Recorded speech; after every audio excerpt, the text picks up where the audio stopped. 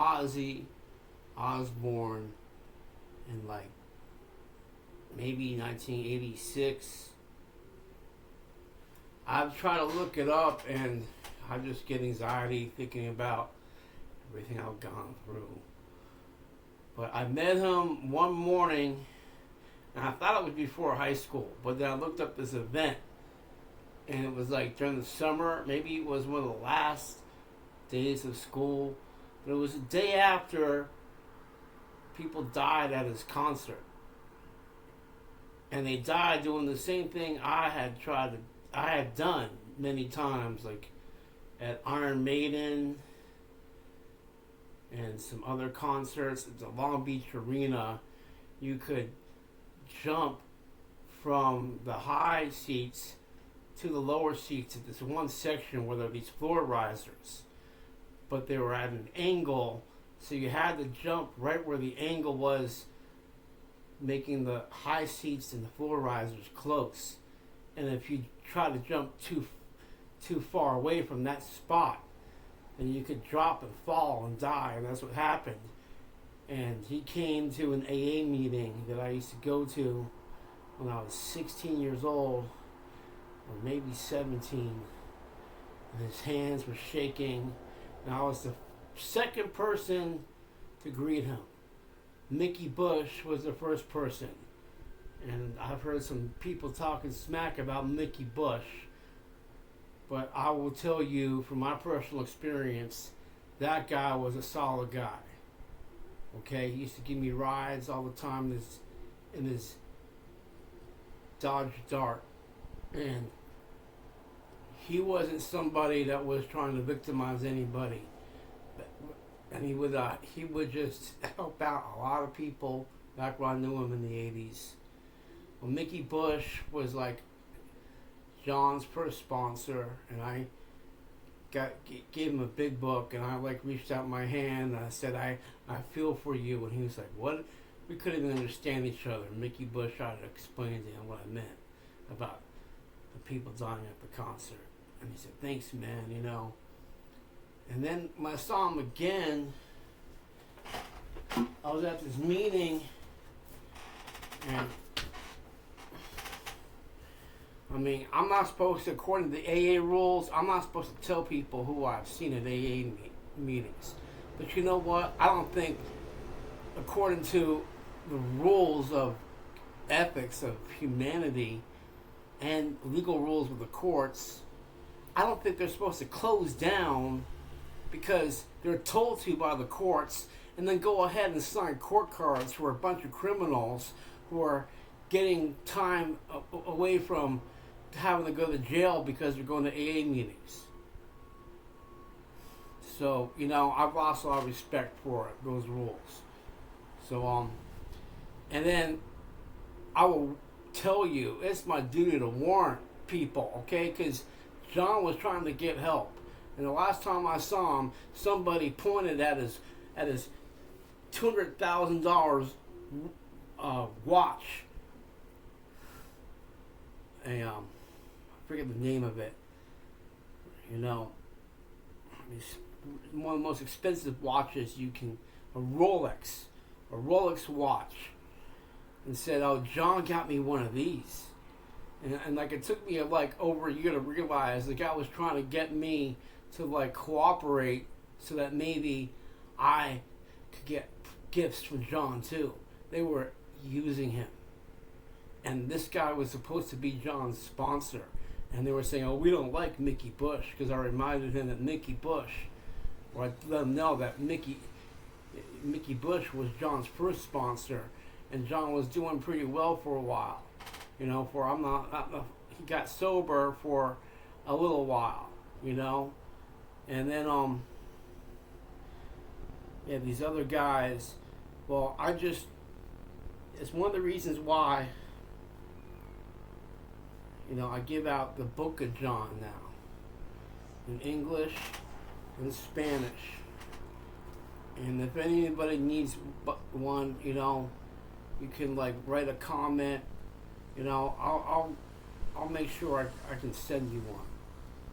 You know, get an address from you, and I'll send you one of these. I give these out every day. And and today I want to have more backbone and more spine to be able to tell people like John Osbourne, John, those people are using you. Get to a meeting where the common working class people are. That's what Stevie Ray Vaughan did. As he came around, the meetings I used to go to when I was a teenager in the rock and roll scene, but he had to go to where the plumbers went to meetings. The working class guys that get away from the stardom. But and I call myself Keystone now all the time, okay? Because they call me that, I think, as a joke. Because my nickname was Key when I used to lose keys in the Army. When I lived at the VA for a while, they told me that there was a room I could use because my roommate was complaining about all the musicians coming to my room to play music, so they gave me this room downstairs, and people were like, it was going well for a while, but then it got crashed and taken over, and my name got changed from Key to Keystone. I think it was a joke, but then when my mom was taken by my sister, and I tried to warn people that my sister was going to kill her, and I couldn't get anyone to intervene. That's when I first got clean and sober, and I went to the VA and got written up in a newspaper article, and I just said my name Keystone to let those people know, because I was desperate. I wanted to get whomever. I realized people have been working with my gangster-minded people, the veterans that were gangster-minded. We're working with the social workers. We're working with my sister, and some unbelievable things were happening. And I wanted to get someone to at least help me save my mom's life and get her the medication she needed when my mom was taken from my apartment. Man, let me play some a little bit. Be like a rock and roll storyteller here.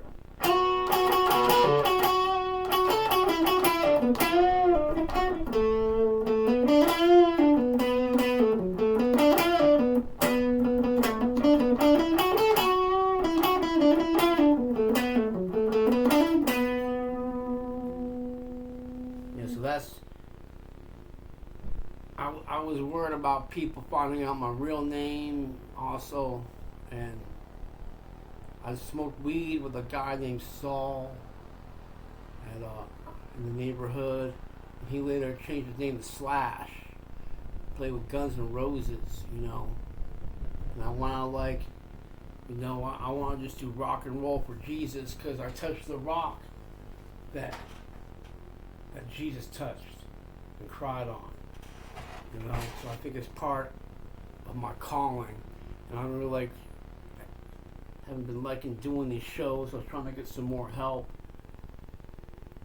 I had a political show, and this has to do with what happened to my mom. Because my mom, I was encouraging her to do a show about talking about what happened with the Kennedys and my family. She was going to talk about and Irish people in America and leading the political party that most Irish Catholics are a part of.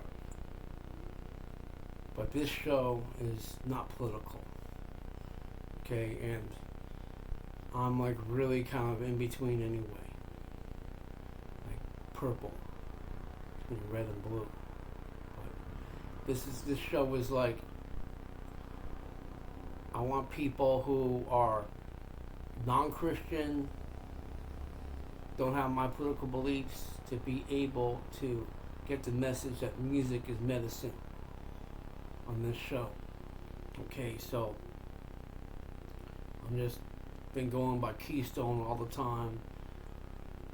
With John, he went by John, and Ozzy was a character that he used to pay the bills. And he had a lot of bills, okay, because you get get into this lifestyle where things cost a lot of money and you gotta keep doing it. Okay, I've talked to like a lot of people using him as an example. Like, would you be able to put up his John's family? They like wanted to leave the lifestyle they were at and come join your church.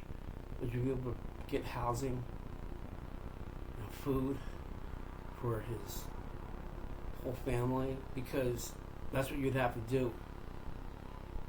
For him to leave his situation, when you get involved with that, you're actually like a highly paid slave. And you can't leave with any wealth. They won't let you. You try to leave and get free. The only way you could do it is if you just like left everything behind. Just like on the run. Didn't even tell anybody. And found some people you can go to where they can't get to you. Because they'll kill you before they let you leave in that world.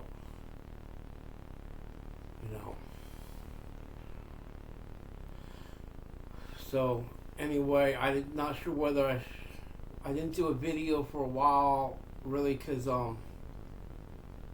my nation bombed another nation, and politics aside, it just kind of brought up my PTSD a lot, because the nation that involves like when I went to war in Desert Storm, basically. Okay, I was attacked by the enemy several nights with Scud missiles and bombing and loud noises, and brought a lot of that back. But I've read this book every single day though, since my last video. I haven't missed a day. I take it as seriously as this is my medication. I'll miss a meal before I miss this. Reading this, if I can read this,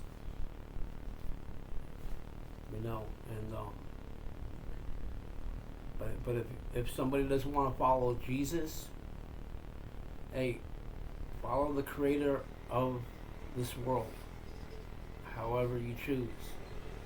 That's if you could get like something out of this,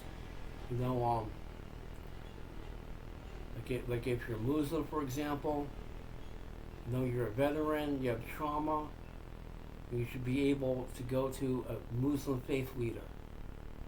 And that's part of your mental health system, your wellness program. Okay?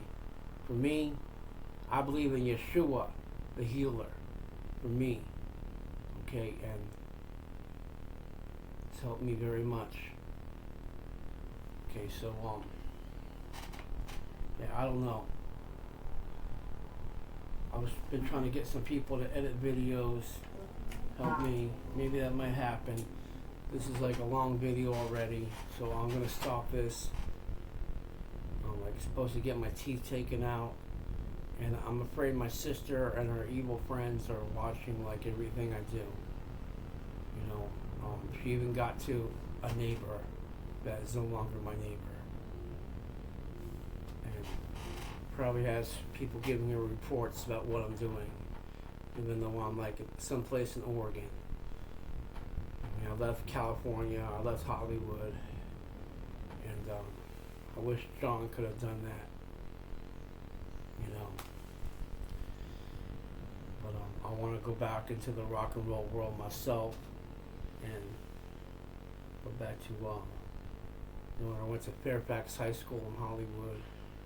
I got like friends of mine that are big in the rock and roll world, and they'll probably laugh about how I became a born again Christian freak. But it's been keeping me clean and sober and a better person. So